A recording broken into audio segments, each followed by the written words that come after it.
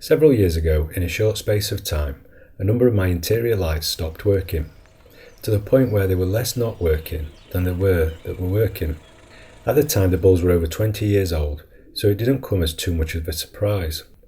I looked into replacing them and decided to replace them with blue LEDs to match the exterior paint and the stereo that I have installed.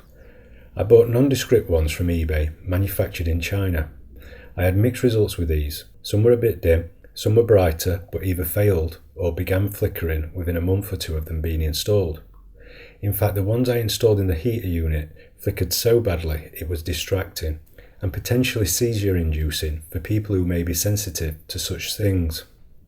It's not easy removing the instrument clusters which house the lights, so before replacing these again, I did a good bit of research on where I could get the Neo Wedge T3 and T4.2 bulbs from, which is when I found classic car LEDs based in Tenbury Wells.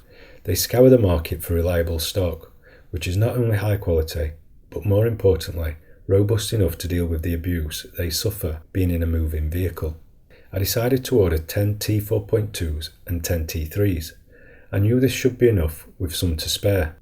In order to fit these, you'll need some 2-pin security screwdriver bits, which look like this.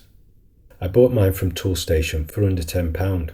What I did find, however, on some things the T4.2s didn't fit in the spaces I needed them to, as they have square LEDs on the top, so don't quite fit in the round holes. So I ended up using the T3s, which were just large enough around the base to fit. However, they weren't particularly secure, so I used a glue gun to secure them in place. Before doing this, test them first though. If they aren't working, try turning them around, thus reversing the positive and negative connections, which inconveniently aren't labelled as such. I was worried that by using the smaller ones, the T3s, the light they produce may not have been strong enough. However, I was wrong about this, and the T3s are pretty much perfect for nighttime driving.